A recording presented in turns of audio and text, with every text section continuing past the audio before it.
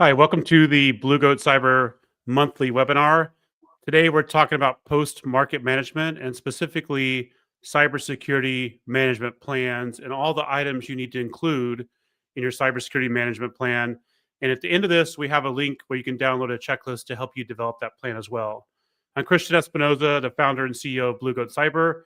I'm joined here with my co-host, I guess, on our webinar, Trevor Slattery, our CTO. He's going to be doing most of the talking, and I'll be adding some clarity as we go through the webinar. If you have any questions or comments, feel free to drop them in the box, and we'll post them on the screen and answer them the best we can. Thanks for tuning in, and I'll turn it over to you, Trevor, to get started, and we'll go from there. All right. Thank you so much, Christian. Well, yeah, like you said, we're going to be talking about post-market management, some of the key activities that the FDA expects to see, as well as how to build out the cybersecurity management plan that the FDA wants to see provided as part of a 510K, PMA, de novo, any type of these regulatory submissions. We'll go over each of the items that'll go into this plan, some of the tips and tricks on how to build this out, and then how to avoid some of the common pitfalls that you might see on that front. All right, the first thing that we want to talk about is what is a cybersecurity management plan? So like I mentioned, the FDA requires that manufacturers have plans to ensure ongoing security in their devices after clearance. This is meant to be focused on these last few words here where we're saying after clearance. None of these policies, none of these procedures go into effect until the device is out on the market. But we want to make sure that we have some practices in place to provide updates to fielded products, ensure that we're properly bringing in vulnerability intake and triaging it as needed. This process is typically satisfied for FDA purposes through cybersecurity management plans. These are outlining any of the vendor activities relating to security. So this should talk about your timelines for updates, what you're using for vulnerability intake as far as tooling, testing types, frequency, all of this scaling a little bit based off of device risk. Now, despite the fact that it can scale a little bit based off of the device risk, these plans are going to be applicable to all cyber devices, regardless of device class or submission pathway. A Class 2 510K is going to have the same requirements as a Class 3 PMA. Where we're going to start seeing some distinctions emerge is generally more when we're talking about timelines, frequency of testing, types of testing. Those can differ a little bit more depending on your device risk profile. Now, cybersecurity management plans are meant to align with the FDA's preference for total product lifecycle considerations. We see this instead of the one and done security, we like to call it, where security is treated as a single step on the path to compliance as opposed to an iterative cycle that should be done throughout the full life cycle from design all the way down to decommissioning of the product. Hey, before we move on to the next slide, sorry. I wanted to ask a couple of things here for some clarity. So one of the items that comes up quite a bit is like, what is a cyber device? So maybe you can clarify that first, and then I have one other thing to clarify. Definitely. So the FDA's definition of a cyber device is a device that contains validated software, a device that can be connected to the network, which we'll talk about what a network means in a second under that FDA context, as well as a device where the software may be exposed to some sort of risk in one way or another. We typically don't talk as much about that third point since it can be very difficult to prove that software is not exposed to any risk, and oftentimes it can be nearly impossible. So we'll lean more into that second definition where the FDA is talking about a network device. Oftentimes, when we're thinking of something with network connectivity, you might think of your laptop or your phone connecting to your home Wi-Fi network. This is obviously a perfect example, and this is an exactly correct example. Lots of medical devices operate in the same way. They're connecting over Wi-Fi, Ethernet to a network. Having said that, the FDA can consider things such as Bluetooth, a type of network where you're then getting exposed to a further networked connection, despite the fact that you aren't directly connected into like the internet or into a local network, you are still a networked product. This can even stretch all the way down to saying a USB port could introduce network connectivity. NFC tags or RFID tags, although they are magnetic coils, can introduce a data flow or a data transfer across different network devices. So they can introduce a network scenario into the product. The definition can be fairly broad as far as what a cyber device is. And so we definitely recommend careful evaluation or some expert consulting to make sure that you're getting that right. The FDA is also great at providing a little bit of context. If you want to go for like a Q-sub approach and talk with them a little bit, they're always going to be very helpful on helping you come to a good conclusion on what your device is going to be applicable to. And something else that came to mind is between the September 2023 guidance and the June 2025 guidance, has anything really changed in terms of the post-market management requirements? Even though those are pre-market guidance. There are some changes, mostly around the applicability. One of the big shifts that happened in June and then further in July when FDA pushed out some changes to eStar of this year was around when devices have to comply if they've already been fielded or trying to essentially round up legacy devices. Some of this new guidance discusses resubmissions and reduced burdensome documentation pathways that can help manufacturers get a little bit closer to cybersecurity expectations without needing to start from the ground up. So in this regard, if you are making changes that are not considered cyber sensitive, so things such as changing authentication flows, encryption, new data flows, update processes, things like that are typically going to affect cybersecurity. But if you're making smaller changes outside of that scope, you can go through a reduced documentation pathway for legacy devices that includes building up the cybersecurity management plan, providing a software bill of materials, and then performing an analysis of the controllability of risks in your system. So that would be the main change that actually happened relating to cybersecurity management plans, more on just when they're applicable as opposed to the content. All right, awesome. All right, we can go ahead and dive in a little bit more. So this is going to be just a high-level overview of the contents that we'll cover over this webinar. We'll go into details on expectations for each of these items, though. This is derived from the FDA pre-market guidance as far as the information that they want to see captured. The FDA also has some post-market guidance, which is dated back to 2016, that goes a little bit more into the processes for each of these. So when we're talking about each of these items, I'll just go over them at a high level. The personnel responsible, we're talking about who is going to be involved with different parts of the product and parts of the product security, source methods and frequency for monitoring and identifying vulnerabilities. This is what are we doing to detect risk in the system? How are we assessing it? How often are we doing it? This is going to shift heavily depending on device risk. Identifying and addressing vulnerabilities identified in CISA's known exploited vulnerabilities catalog. These are sort of the worst vulnerabilities. They're generally actively exploited by threat actors in the wild, and we want to make sure that those are not present in the system. So the FDA wants to see that you have a process to deal with these and find them for fielded products. Periodic security testing covers how often you're doing different security testing activities. And then I'll sort of bundle these three together where we're talking about timelines for patches, update process, and patching capability.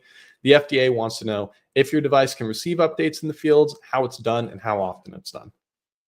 Coordinated vulnerability disclosure process is how you're collecting inbound vulnerability information from security researchers, users in the public who have identified problems in your system, and they want to let you know in a secure and ethical way.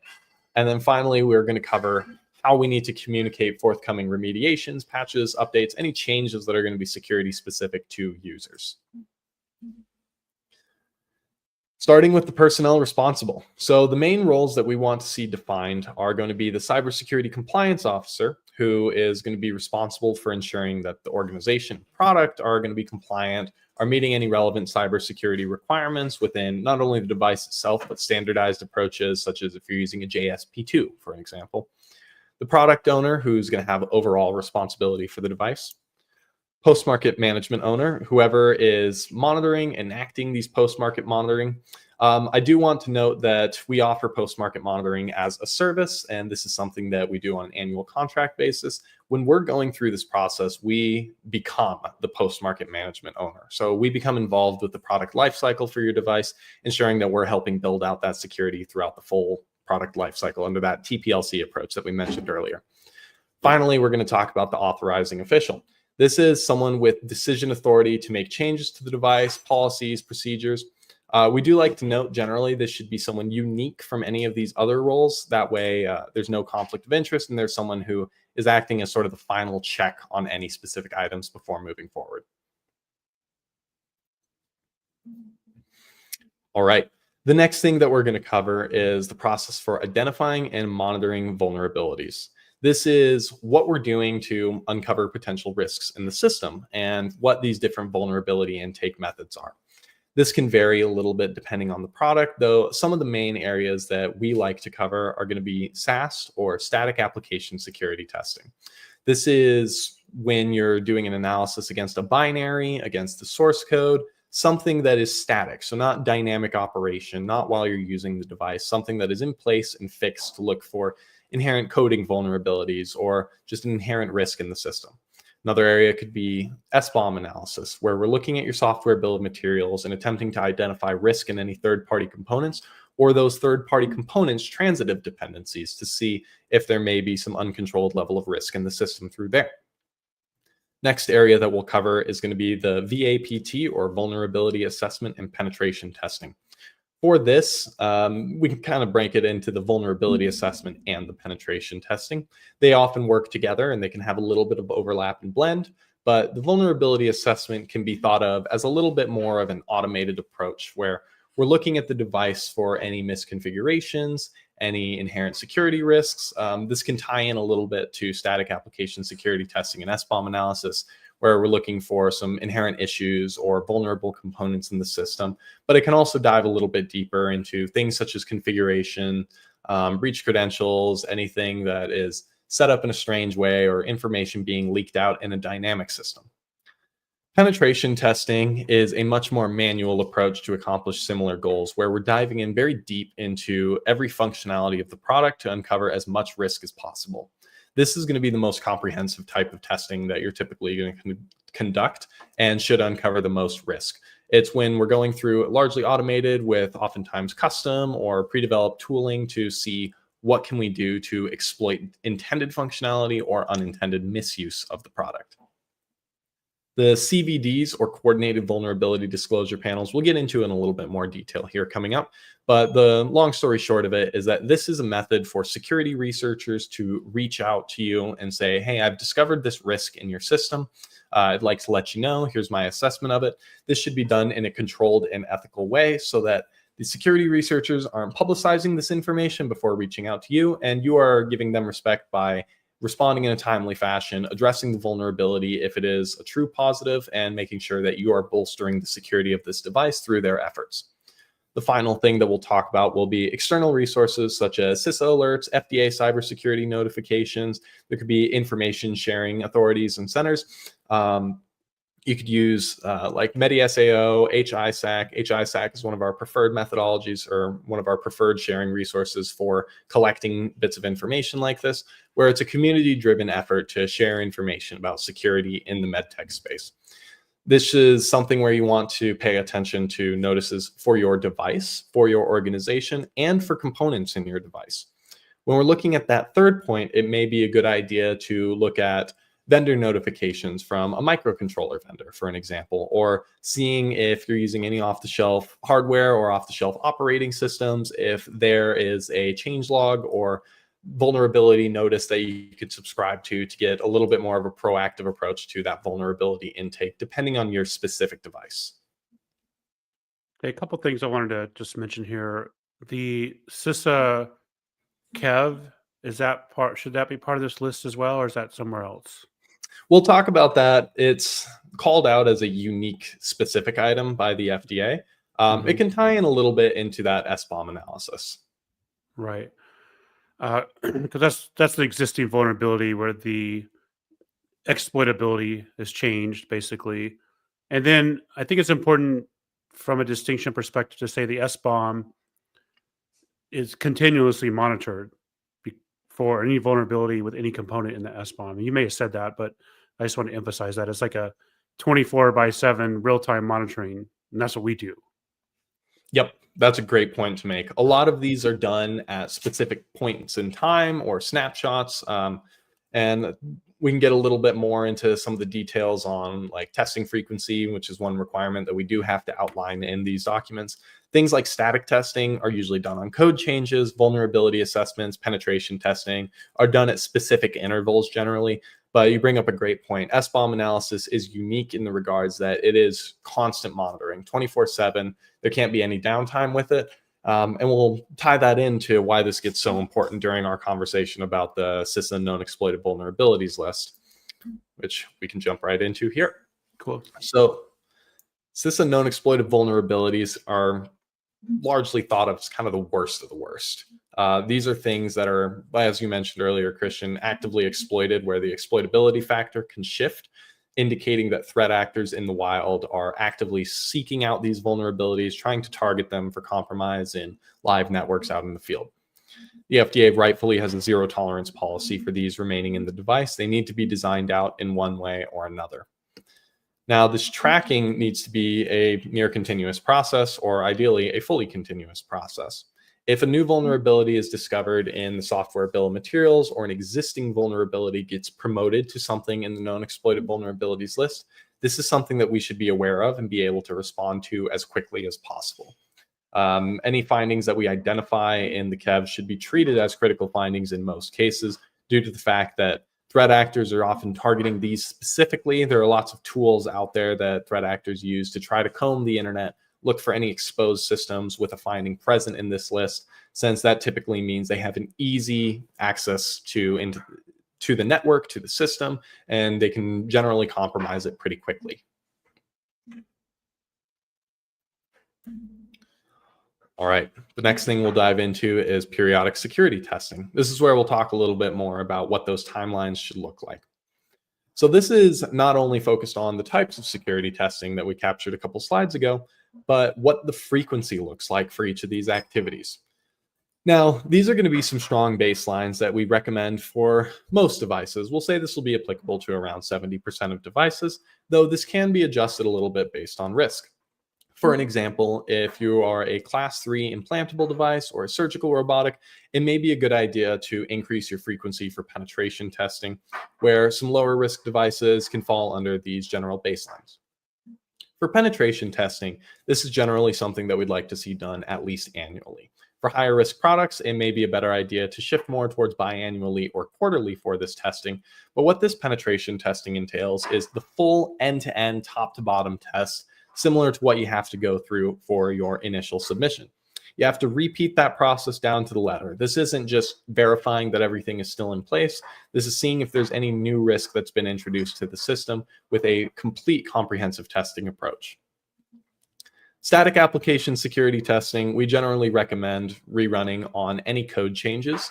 So before pushing out those code changes, make sure that you're running some static testing against any of the changes to ensure you aren't introducing any new risk. It's not a bad idea to have this integrated into your version control. So a lot of static testing tools will connect into your GitHub, your Bitbucket, whatever it might be, and then run this continually through whatever branch you're targeting. That's a great idea to make sure that nothing slips through the cracks and that a step isn't missed in the process. As we talked about earlier, that SBOM analysis should happen continuously. There shouldn't be any downtime, and so this is something that should almost always be made into an automated process to ensure you have this continuous monitoring. Security requirements testing are a little bit unique in this regard compared to some of these other activities that we're talking about. What we're usually seeing here is that for any functional product requirements, what the device has to do, we have to say how it does it, and more importantly, how it does it safely. These requirements might be things where we say a functional requirement is that users have unique access based off of their credentials or their account to an application. The security requirement is that their password has to be at least 12 characters long and have sufficient complexity. Whenever you're making significant changes to the project, so this will typically be a major release where the requirements are going to shift, the security requirements should be validated and verified to be intact in the system. Vulnerability assessments are generally recommended quarterly for most systems. This is something where on some networks or on some more complicated systems, you can increase the frequency. There are a lot of ways to sort of automate this process, but quarterly is a pretty good baseline to stick to for most devices and most levels of risk. I think it's important to note that on SAST, one of the things we help a lot of our clients with is developing a secure CI/CD pipeline so they can integrate SAST with their code, their development process, basically. Yep, that's a great point to make as well. Going into that continuous integration is super important. And you can also tie a few of these activities into there. So SAST, SBOM analysis, vulnerability assessments. It is possible to set up triggers in your deployment pipeline to make sure that these are run anytime you're making a change. It might be that you're updating the SBOM anytime you make a change. You run a new vulnerability assessment against the compiled version, and you're running new static testing against the source code. That way you're covering all of your bases on a continuous cycle so that nothing slips through the cracks. All right. The next thing that we'll talk about are updates and timelines. So the FDA wants to see a few points addressed once devices have been fielded relating to updates. We'll actually start from the bottom and then work our way up here. I know they line it out this way when we're looking at the E-star headings, but it makes a little bit more sense to go from it in reverse. Patching capability is when we're talking about whether or not you even can do updates. A lot of devices are not inherently designed to receive updates during typical operation once they're in the field. The FDA is making a very strong push against this now, where they want to see devices that are able to receive updates to patch potential security risks on fielded products. This is especially common with the increased prevalence of the Internet of Medical Things, where everything is connected to the Internet in one way or another, which is, of course, enormously helpful from an administrative perspective, from a functionality perspective, from an interoperability perspective, but being sure that using this ability to receive updates and make sure that the device remains secure is vital as well. Moving from there, for devices that can receive updates, we want to talk about what that process looks like. It might be that devices can receive updates, but only if an authorized service technician goes down to the field and manually implements the update over a debug port. It might be that there's cloud infrastructure, just communicates and pushes the update down to the device, and that's all there is to it. Or it might be that users are responsible for flashing on their own updated firmware. Whatever the process is, we need to describe what it looks like, as well as how security is addressed from end to end in the process. This should include any update infrastructure. So if you're taking a over-the-air cloud-based approach, how are you securing that update server as well? How are you ensuring that any service technicians know how to securely update the device, know not to leave it unattended during updates? How are you ensuring that users know to verify the integrity of updates before they flash them onto the device if they're handling it themselves? Every unique update process has its unique security considerations, and whatever you end up choosing, you just need to make sure that you're explaining how you're building out security into that process. Finally, we'll talk about the timelines for developing and releasing patches. So we'll assume that there is a vulnerability identified in the system of some level of risk. For any level of risk, be that a low risk, medium risk, high risk, critical risk, if you have more granularity, less granularity, as long as you're using an FDA-approved risk assessment methodology, you want to talk about what timelines are going to look like for remediating some of these problems.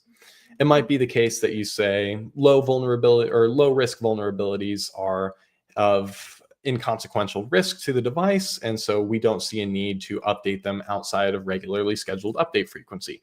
Where critical updates, we're going to have an emergency patch situation where we try to roll it out within 72 hours. This can shift a little bit depending on device risk, depending on feasibility for deployment, and this is where we talk about releasing the patches. So depending on what your process is for updating devices, it can take a varying amount of time to release patches into fielded products.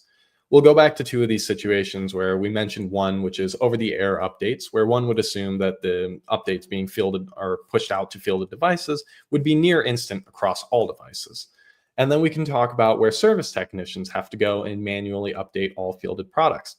This is generally going to take a lot more time, and oftentimes it can even take months to receive updates on all devices in the field.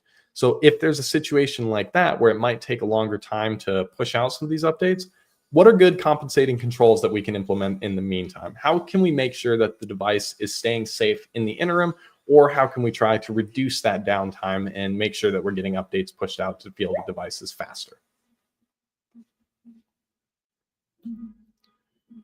All right, the next big area that I want to talk about is the coordinated vulnerability disclosure. Coordinated vulnerability disclosure programs are a great way for independent security researchers to talk about vulnerabilities or potential risks that they see in the system and bring this forward to the manufacturers in an ethical manner. What we're talking about when we say an ethical manner is that they aren't publicizing this information before the manufacturer has had a chance to respond. They're providing it over approved channels, so they aren't, say, for an example, just tweeting it out to you. Instead, they're looking at a good way to provide it over a secure panel. I have here an example of our coordinated vulnerability disclosure panel, which we utilize as part of our post-market monitoring services, where we take on all of these active requirements ourselves and make sure that we're securing your device out in the future. Through this panel, everything is securely transmitted to us and stored in a secure encrypted manner so that if there's a vulnerability, researchers know to provide that information to us. Our team can triage it and then respond to them in a timely manner with any additional information requests that we have or an analysis of our findings, make sure that they're on the same page and they're kept in the loop. There are a lot of different best practices on going about this depending on the industry, but we want to make sure that any security researchers who are going out of their way to inform us of risk in the system are kept informed and kept as part of the process as well.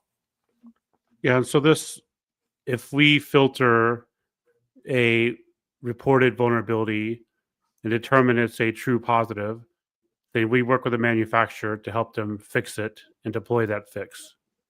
And that usually results like a JIRA ticket opened up on their side. Yep, exactly. And if this is something that the manufacturer is covering themselves, it would be a great idea for them to have a similar process where they're triaging this information, they're putting it into their ticketing system, and then making sure that they're addressing everything on their end. You brought up an interesting point as far as the true positive. A lot of times with coordinated vulnerability disclosure, a bulk of the work can be in vetting what information comes in, ensuring that any vulnerabilities disclosed to the manufacturer are actually vulnerabilities and aren't just odd behavior, unresolved anomalies, or something that doesn't really impact security or safety is an important part of this. Now, the FDA requires that manufacturers have this in place based off of general CVD best practices. This can vary a little bit depending on industry and depending on specific use cases, though we recommend utilizing what CISA provides as their guidance for establishing and maintaining a CVD program. CISA themselves has a great coordinated vulnerability disclosure that you can utilize for any of their systems if you identify risk. And they also provide some guidance on what you can do to stand this up on your own infrastructure on your end. OWASP is another great resource that talks about how to establish this. And if all else fails, you can also mimic ours. Ours is based off of best practices for the industry and tailored specifically to risks that may be present in medical devices.